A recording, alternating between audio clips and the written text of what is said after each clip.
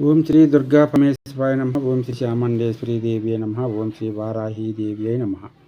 అందరికీ నమస్కారము. ఈ వీడియో పిచ్చి పట్టిన వాళ్ళకి ఈ యంత్రము బాగా పనిచేస్తుంది.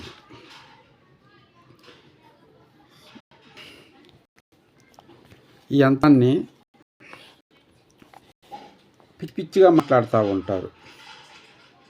వాళ్ళు ఏం చేస్తారో వాళ్ళకి తెలియదు. పక్కన ఎవరు హాయ్ అని మాట్లాడిస్తే దగ్గరికి వెళ్తారు, నవ్వుతూ ఉంటారు, కసక్కన కొరుకుతారు. లేదా వాళ్ళ చేతిలో ఏది ఉంటే అది తీసుకుని గుచ్చటము లేదా కొట్టడం జరుగుతుంది. లేదా వాళ్ళ నోటికి వచ్చినట్టు తిడతా ఉంటారు. ఏం చేస్తారో వాళ్ళకి తెలీదు. ఉన్నట్టు ఉండి మాట్లాడుతూ తుప్పుకుని ఊమి వస్తారు, పైన వస్తుంటారు ఎదుటి వాళ్ళ పైన. మరి కొంతమంది పోత కింద పడతారు. కింద పడి రెండు కాళ్ళ పైకి గీయ నరుస్తుంటారు. లేదా ఏదైనా బస్సు కానీ కారు కానీ ఏదైనా వెళ్తుంటే పోయి వాటికి అడ్డంగా నిలబడతారు.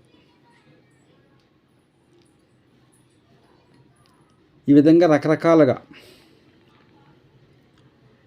పిచ్చి పట్టిన వాళ్ళకి ఈ యంత్రాన్ని మీరు తయారు చేయవచ్చు. పంచలోహద రేగు పైన ఈ యంత్రముని మీరు తయారు చేసి 3 రోజుల పాటు పూజ చేసి కట్టాలి. పంచలోహద తగడ అంటే రేకు, పంచలోహంతో చేసిన రేకు మీద చెయ్యాలి. మరొక విషయం ఏమిటంటే, ఇదే యంత్రమని ముందుగా ఈ శ్రీంభద్రకాళి ఛానల్ని సబ్స్క్రైబ్ చేయండి, షేర్ చేయండి, లైక్ చేయండి. పక్కన ఉన్న లైక్ బటన్ ప్రెస్ చేయండి. మీరు చేసే సబ్స్క్రైబ్స్ కానీ లైక్ బటన్ కానీ మేము మంచి వీడియోలు చేయడానికి మాకు మంచి అవకాశం ఉంటుంది, ఎనర్జీ ఉంటుంది. ఇంకా చెయ్యాలని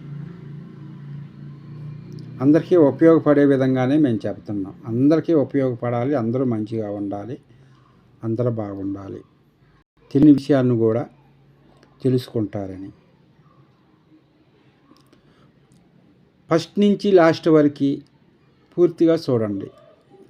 ఫస్ట్ కొంచెం చూసి, మధ్యలో కొంచెం చూసి, లాస్ట్లో కొంచెం చూసినట్లయితే మేము చెప్తున్నది మీకు అర్థం కాకపోవచ్చు. తర్వాత మళ్ళీ ఎట్లా అని అడగవచ్చు. అలా కాక మీరు 1-2 సార్లు చూడండి, మీకే అర్థమైంది. మీరు ఫోన్ చేసినప్పుడు నేను వేరే పనిలో ఉంటాను, ఫోన్ తీయను, మళ్ళీ నేను ఫోన్ తీయనప్పుడు మళ్ళీ మీరు ఫోన్ తీయలేదని అనుకుంటారు. అట్లా కాక మీరు ఫస్ట్ నుంచి లాస్ట్ వరకు చూస్తే అర్థమైంది కదా, మళ్ళీ నాతో పని లేకుండా.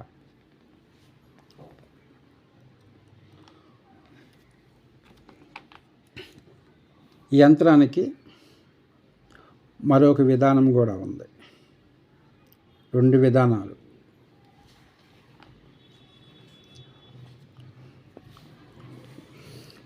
ఒకటి రెండవ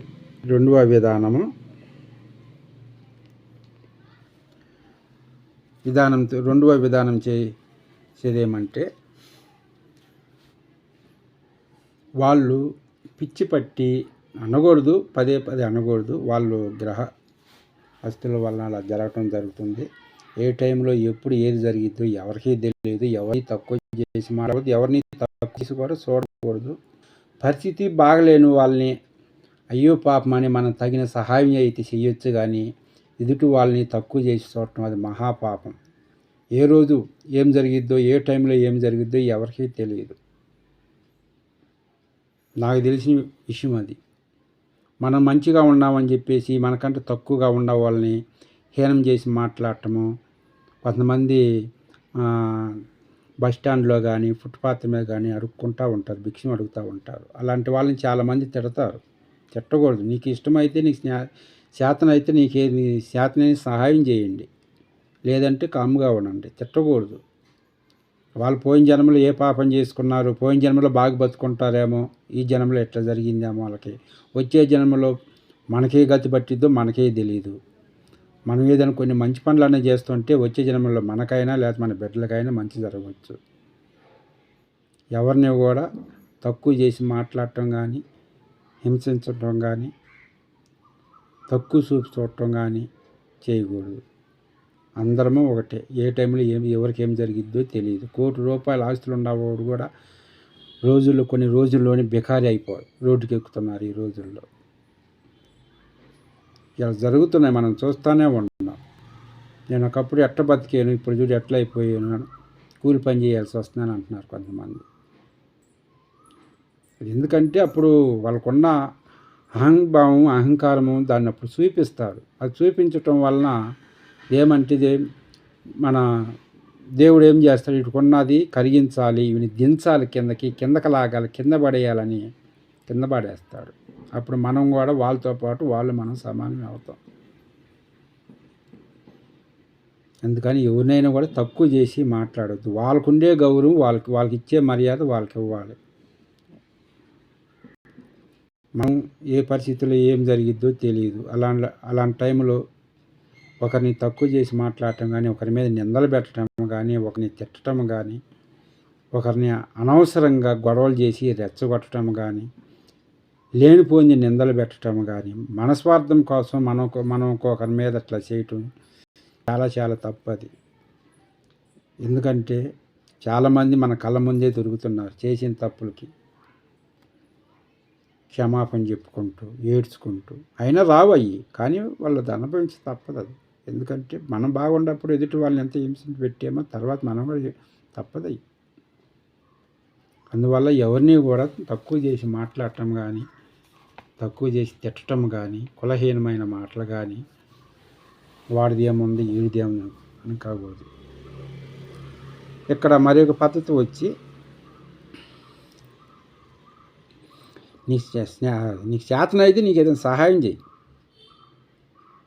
మీకు ఏది కాలేదనుకుంటే కామ్గా ఉండవు. ఒకరిని అనాల్సిన అవసరం లేదు, ఒకరిని నెత్తిన నిందన పెట్టాల్సిన అవసరం లేదు, ఒకరిని అనవసరంగా గెలకాల్సిన అవసరం లేదు. దానివల్ల ఒకటి మనం ఇంకొక పాపం మనం మూటగట్టుకోవటం, కర్మ నింద మోయటం తప్పితే అంతకు మించి మనకేం లాభాలు నష్టాలు, నష్టమే జరిగిద్ది, లాభం అయితే రాదు. ఏం లాభం వచ్చిందంటే మనం ఉండా ఓటును పాగొట్టుకోవటం, అదే మనకు లాభం. ఈ యంత్రాన్ని మరి ఒక రెండవ యంత్రం విధానంలో ఒక వైట్ పేపర్ తీసుకొని ముందుగా ఎవరికైతే పిచ్చి పట్టి అయితే ఉంటుందో వాళ్ళని, అంటే మతి స్థిమితం లేని వాళ్ళు అని చెప్పుకోవాలి మనం. మాటకి పిచ్చి అనకూడదు.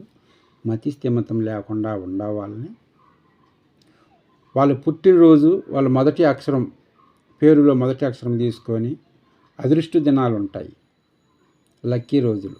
ఆ రోజున వాళ్ళకి శుభ్రమైన తెల్ల బట్టలు వేసి తెల్ల పేపర్ పైన ఈ యంత్రం రాసి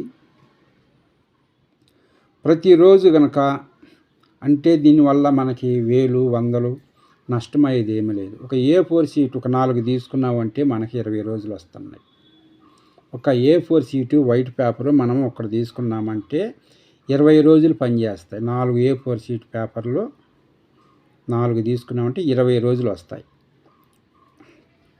వీలైనంతగా అంత చిన్న చిన్న యంత్రాలు ఇవే చేసుకొని, చిన్నవి అంటే ఎలా ఉండాలంటే 7 సెంటీమీటర్లు 7 సెంటీమీటర్లు ఉండాలి, ఎడు చూసినా కూడా ఆ సైజులో యంత్రాలు తయారు చేసుకొని మనము రోజుకు ఒకటి ఉదయం చేయండి లేదా రాత్రి సమయంలో చేయండి. చేసి ఒక గ్లాసు నీళ్ళు తీసుకొని ఆ నీటిలో ఉంచండి. ఉదయం లేవగానే ఆ నీళ్ళు త్రాగించండి. దీనికి ఎటువంటిది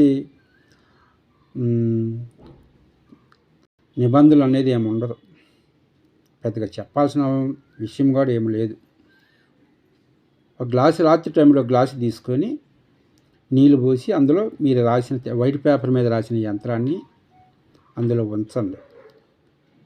ఉదయం లేవగానే ఆ నీళ్ళు త్రాగించండి. ఇలా చేయటం వల్ల రోజు క్రమాన మతి స్థిమితం లేని వాళ్ళకి కొద్దిగా తక్కువ అవుతూ ఉంటుంది. తక్కువ అవుతా మంచి ఆలోచన వస్తుంది.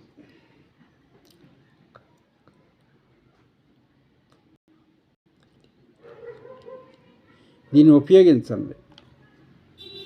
ఇది మంచి పద్ధతి. ఇది ఖర్చు కాదు. మీరు పెద్దగా ఆలోచించాల్సిన అవసరం లేదు, బాధపడాల్సిన అవసరం లేదు. ఈ యంత్రాల మట్టికి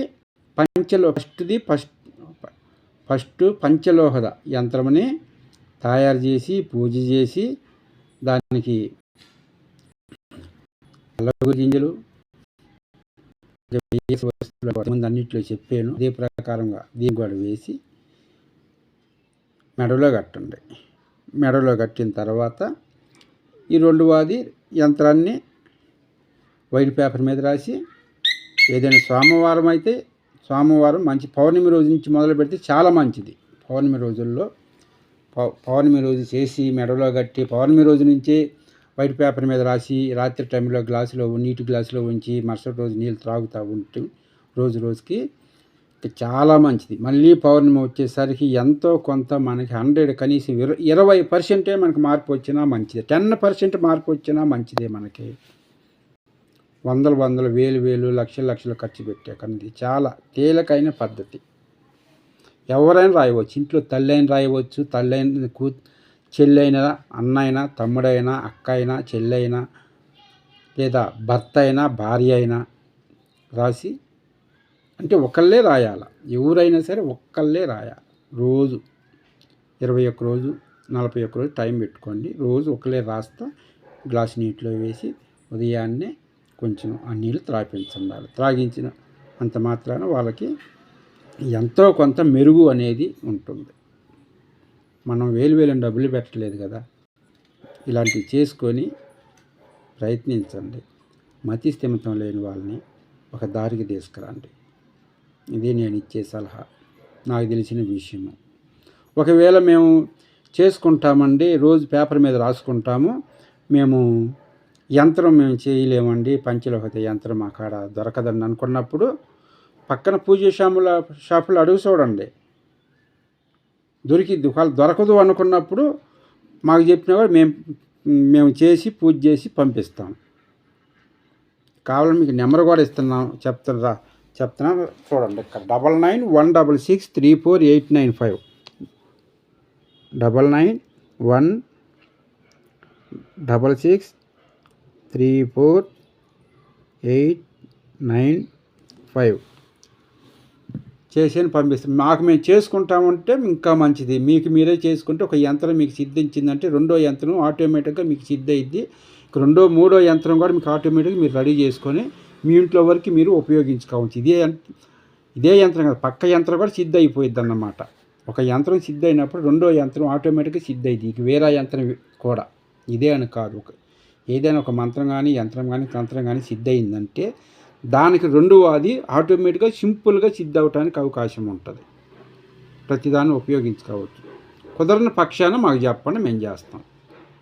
ఇంతకు మించి ఈ యంత్రం గురించి పెద్దగా చెప్పాల్సిన అవసరం లేదు. ఎక్కువగా